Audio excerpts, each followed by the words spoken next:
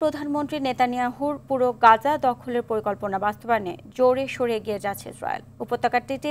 উপত্যকাটির ৭৭% জায়গা দখল করে নিয়েছে তারা। এতে ক্ষুদ্র জায়গায় অবরুদ্ধ হয়ে পড়েছে ফিলিস্তিনিরা। অবিরাম হামলা ও অনাহারে তাদের দুর্দশা বাড়ছে বহুগুণে। রোববারও গাজায় অন্তত ৫৭ জন নিহত হয়েছে, আহত হয়েছে ১৫০ জন। এদিকে ফিলিস্তিনকে স্বাধীন রাষ্ট্রের স্বীকৃতি দেওয়ার ঘোষণা দিয়েছে ইউরোপের দেশ মাল্টা। সামদানি প্রত্যয়ের রিপোর্ট। মৃত্যু উপত্যকায় পরিণত হওয়া ফিলিস্তিনের গাজা ভূখণ্ডে প্রতিনিয়ত তীব্র হচ্ছে ইসরায়েলি নৃশংসতা। নতুন করে শুরু হওয়া স্থল অভিযান অপারেশন গিডিয়ন চ্যারটের মাধ্যমে বিভীষিকার নতুন অধ্যায় শুরু করেছে নেতানিয়াহুর সরকার।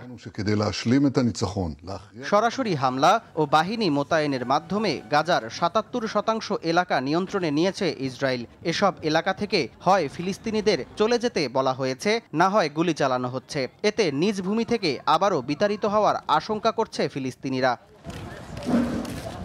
গাজা জুড়ে বেড়েই চলছে ইসরায়েলি হামলা। রোববার রাতভর ইসরায়েলি বিমান ও ট্যাঙ্কের গোলায় প্রাণ হারিয়েছে অন্তত ৫৭ ফিলিস্তিনি। এর মধ্যে খান ইউনিসের আশ্রয় কেন্দ্রে পরিণত হওয়া এক স্কুলেই হামলায় নিহত হয়েছে ২৫ জন। ফিলিস্তিনিরা ছাড়াও চলমান নৃশংসতায় গাজায় বিশ্বের বিভিন্ন দেশের মোট ২২০ জন সাংবাদিক নিহতের তথ্য জানিয়েছে আল জাজিরা।